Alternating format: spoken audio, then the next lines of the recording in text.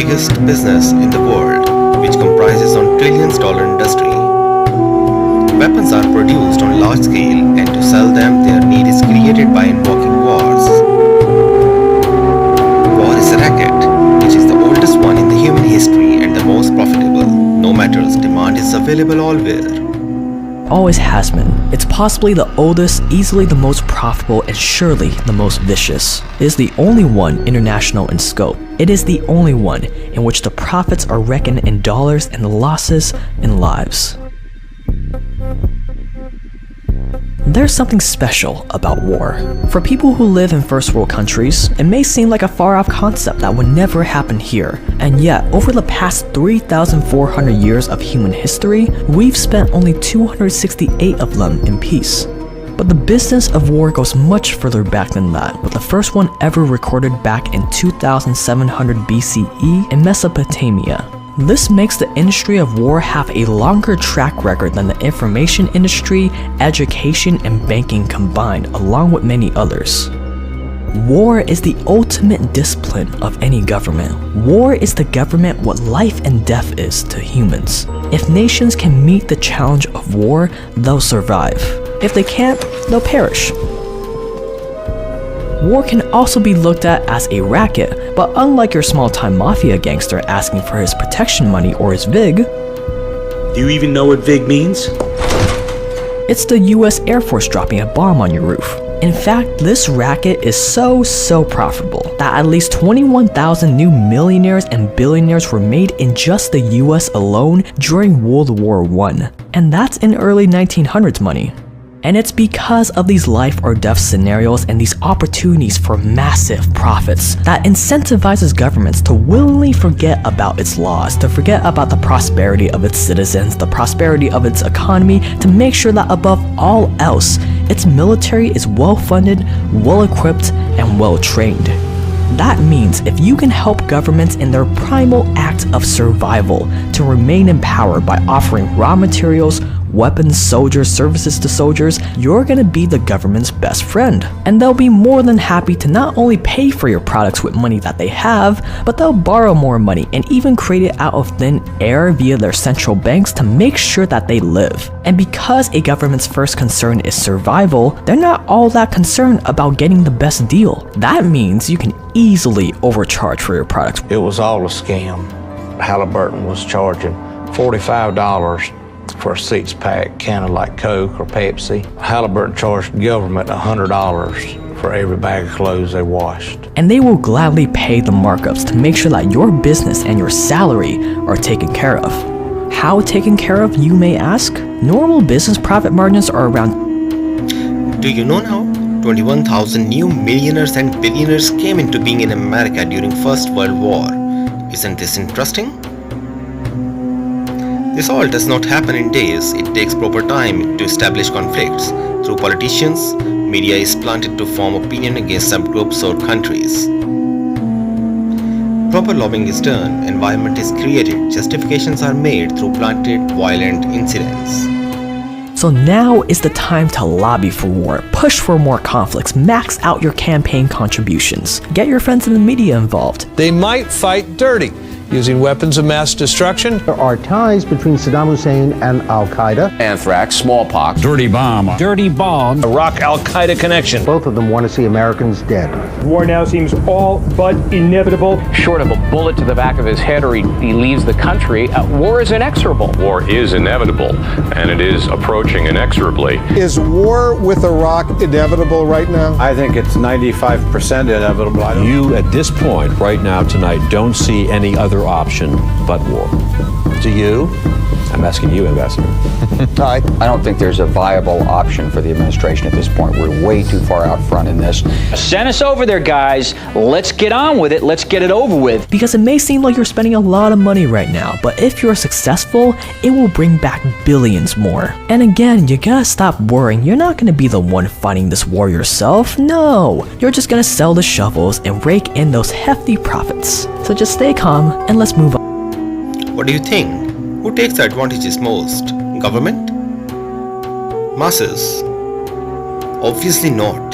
The companies make original profits. Either they make weapons, supply raw materials, supply goods during war, or anything that you name.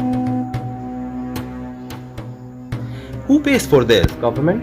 Obviously not. Government never pays for their projects. It's you that bear the expense and make the companies multi-billionaires. In these scenarios, prosperity of nations set aside and security becomes prime. So no good deed. They just buy, no matter whatever the price is. Even created out of thin air via their central banks to make sure that they live. And because a government's first concern is survival, they're not all that concerned about getting the best deal. That means you can easily overcharge for your products. It was all a scam. Halliburton was charging $45 for a seats pack, can of like Coke or Pepsi. Halliburton charged the government $100 for every bag of clothes they washed. And they will gladly pay the markups to make sure that your business and your salary are taken care of. How taken care of, you may ask? Normal business profit margins are around 10% give or take. But wartime profits? Whew! Especially with the big wars, we're talking 20%, 60%, 100%, 300%, 800%, the sky is the limit. Take DuPont for example during World War I. During the wartime years, their profits increased by over 950%. Or take the Central Leather Company at the same time. During the 3 years before the war, profits were around $3.5 million. Not too bad. In 1916 alone, $15 million. A very small increase of, 1,300%? Or take even less war-oriented companies like the American Sugar Refining Company. They averaged $2 million a year before the war, and in 1916, $6 million. Now you may be thinking to yourself, but Jake, that was the Great War. Certainly war profits can't be that insane today without another world war, can it? And yeah, you're right, but they're still pretty damn juicy. During the Iraq War, often called the most privatized war in history, KBR, one of the main logistics supplier contractors for the US, we're talking like food, facilities, etc., got a whopping $39.5 billion in Iraq-related contracts, with Agility Logistics and the Kuwait Petroleum Corp falling behind in second with a measly $13.5 billion in contracts. Now those numbers are huge, but what does that mean for you if you were running one of these companies? Well, KBR's parent company, Halliburton's CEO, was paid a nice $42.6 million in 2004. What about Titan and Khaki, the two companies that provided the US with interrogators that were part of the infamous Abu Ghraib prisoner torture case? Khaki CEO made a fairly decent $22.2 million in 2004. And Titan, he takes the crown with a $47.2 million income in both 2004 and 5. Revenue in the tens of billions, salaries in the tens of millions. I don't know about you guys, but I am 100% willing to help bomb some innocent villages for that kind of money. I'm definitely getting demonetized for this.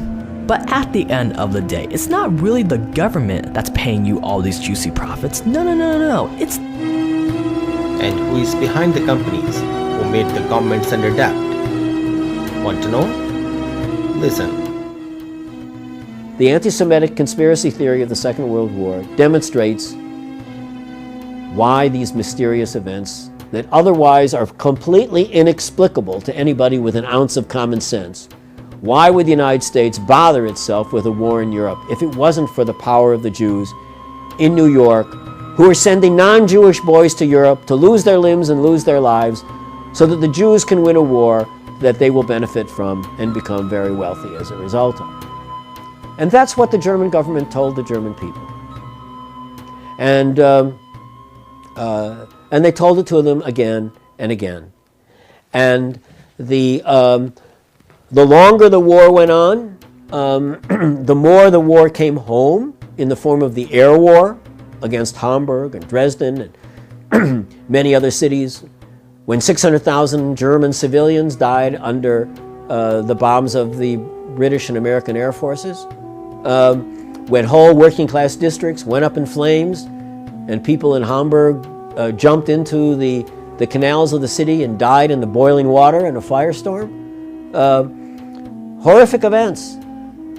What Joseph Goebbels said, the propaganda minister, was that the Jews have done this to you. It's the Jews who are gaining revenge. You see, we were right. We said they would come and kill us all, and now they're doing it. Now you see who is behind this industry, the one and only Zionists, who remained behind the screen in both world wars and assured both sides of their support.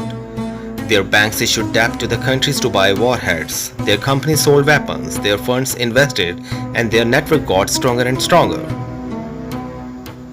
Currently, Israel is the 8th largest exporter of weapons in the world.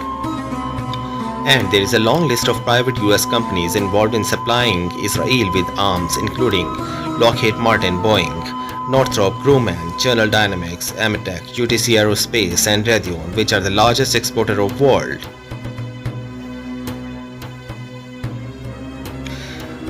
State Street Corporation, Vanguard Group, BlackRock, Capital Group companies are the major shareholders, which have hundreds of trillions in their reserves.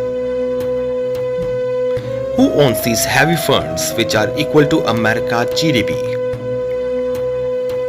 One and only Zionist.